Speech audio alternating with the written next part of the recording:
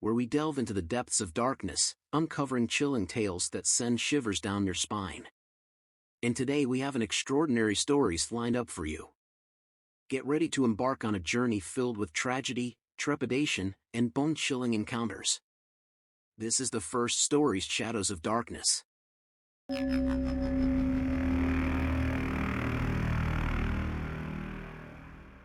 I moved to a new town when I was 10 years old, knowing nobody except for the family my dad was friends with.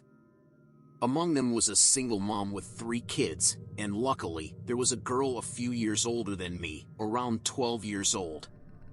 We became acquainted over the next couple of years, not particularly close but sharing some mutual friends. One night, our friend Rob was hanging out with her and her younger brother. They happened to be alone in the house because my friend's mom was at work. My friend's mother had been assisting a lady through her work and had gotten to know her fairly well. However, something unsettling happened that night. There was a knock on the door, and my friend assumed it was her mom, recognizing her distinct way of knocking. Without thinking, Rob, who wasn't supposed to be there, answered the door and quickly fled through the window to his house down the road. He didn't give it much thought at the time, assuming it was just a close call with her mom catching him. But it wasn't her mom standing at the door. It was the sister of the lady my friend's mom had been helping. Through conversations with her sister who had recently been released from a mental institution, this woman had discovered where my friend's family lived and her mom's working schedule. She had come to the house, and what transpired next remains unknown to me, and honestly, I'm glad I don't know the gruesome details. In the midst of this terrifying encounter, my friend's younger brother managed to escape to the neighbor's house to call the police. However, it was too late. Delaney, my friend, was brutally murdered just a week before Christmas. Her life was tragically taken, as she was decapitated and her lifeless body left naked in a bathtub. The assailant had gone to such lengths that they even hid her severed head. The authorities had to search through the presents under the Christmas tree to locate it. The impact of this horrifying event was profound. Devastatingly, I wasn't allowed to attend her funeral, and the pain of her loss weighed heavily on all who knew her. In a hauntingly similar vein, a chilling incident occurred to my wife's grandmother about 15 years ago, back when we were still dating.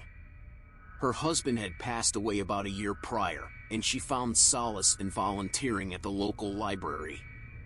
This particular incident took place during winter, when darkness descended early in the evening. As usual, after the library closed at 5 p.m., she began her walk back home, approximately a mile away through a lightly wooded area in South Texas. On this specific night, she declined a ride offered by another volunteer, opting to maintain her physical fitness by walking. Little did she know what awaited her. Halfway into her journey, she noticed a figure trailing behind her. The person walked in the same direction and gradually gained on her. Although it wasn't unusual for someone to be walking nearby, this individual gave off an eerie vibe, a sense of sinister intent.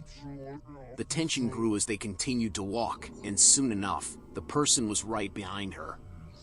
Maintaining a steady pace, the stranger stayed just a few steps behind, never attempting to overtake or engage her in any way. Deep down, she knew something was amiss, but with her destination almost in sight, she focused on reaching home safely. Thankfully, she managed to arrive at her house without incident. The sense of relief washed over her, knowing that she had evaded potential danger. However, the unnerving encounter left her shaken, forever reminding her of the darkness that lurks even in seemingly familiar surroundings. In Second Stories, we bring you not one, but 3 hair-raising stories that will leave you on the edge of your seat. Brace yourself as we delve into the canyon ambush, a horrifying encounter that unfolded in the depths of a desolate canyon, shattering the tranquility of an unsuspecting traveler.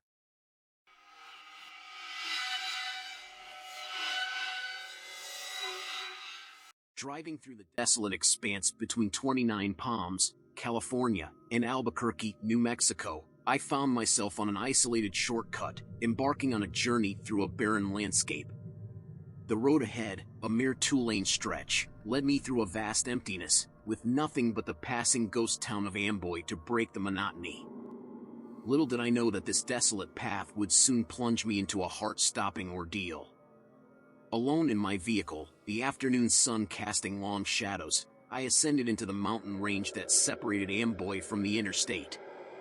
Navigating the treacherous roads, I pressed onward, anticipation mingling with the solitude that enveloped me.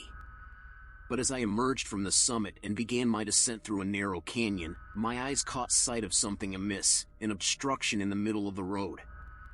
Instinctively, I eased my foot off the gas pedal, my vehicle gradually decelerating as I approached the peculiar scene.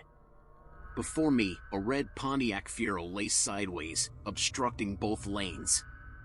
A disheveled suitcase lay open, its contents scattered haphazardly. My gaze turned to the two lifeless figures lying face down on the pavement, a man and a woman. A chilling sense of unease coursed through my veins, causing the hair on the back of my neck to stand on end. Drawing upon my training as a Marine, I reached under the seat and retrieved a 9mm pistol, its familiar weight offering a modicum of reassurance. Something felt off, as if the entire scene had been meticulously arranged, an ambush waiting to be sprung. My senses heightened, I surveyed the surroundings, scanning for any signs of danger. And then it hit me, there was a line, a path I could navigate to evade this eerie trap. With a surge of adrenaline, I shifted into first gear, my foot slamming on the accelerator. The vehicle lunged forward, following the precise trajectory I had mapped in my mind.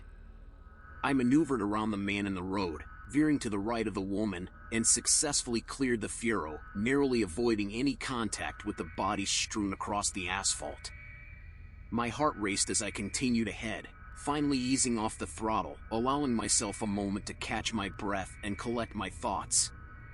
Peering into the rearview mirror, a jolt of terror shot through me. The two lifeless bodies, seemingly resurrected, were now on their knees. Emerging from the tall grass flanking the road, a horde of 20 or so individuals materialized, converging around the car and the fallen victims.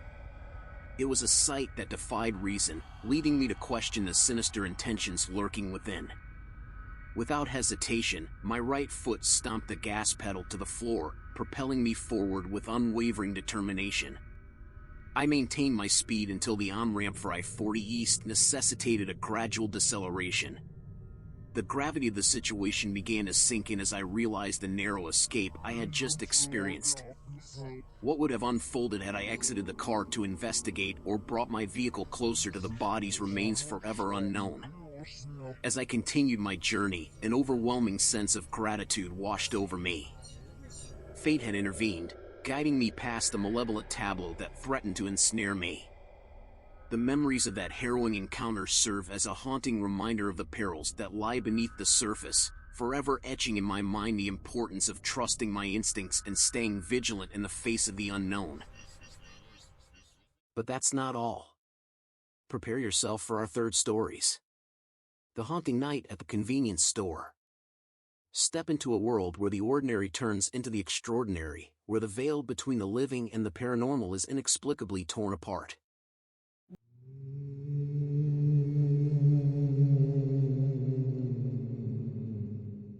Last night, as the clock struck midnight, I found myself working the night shift at a small convenience store tucked away in a quiet neighborhood.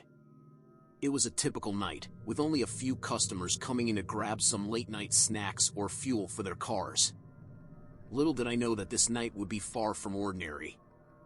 Around 2 a.m., a woman entered the store, looking disheveled and lost. She wandered aimlessly through the aisles, occasionally muttering to herself. I approached her, offering assistance, but she seemed distant and didn't respond to my inquiries. Concerned for her well-being, I called the local authorities to inform them of the situation. As I hung up the phone, I noticed an eerie silence had fallen upon the store. The usual hum of the refrigerators and the distant sounds of traffic had ceased. The woman had vanished without a trace, leaving behind an unsettling feeling in the air. Shaking off my unease, I resumed my duties, hoping it was just a strange occurrence. However, as the night progressed, peculiar incidents began to unfold. The store's lights flickered intermittently, casting eerie shadows on the shelves. Shelves rattled as if touched by an unseen force, and whispers seemed to echo from the empty aisles. Trying to dismiss it as my imagination, I focused on organizing the shelves to distract myself from the mounting unease. That's when I heard it, a soft, melodic tune playing from the store's speakers. It was an old lullaby, filled with haunting notes that sent shivers down my spine. I rushed to the counter to turn off the music, but the controls were unresponsive. The music continued to play, growing louder and more distorted with each passing moment. Feeling trapped in a nightmare, I decided to leave the store and find solace in the night air. But as I made my way towards the exit, the store's doors slammed shut, trapping me inside. Panic surged through my veins as I realized I was trapped in this supernatural nightmare. Desperate for answers, I reached for my phone to call for help, only to find it missing from my pocket.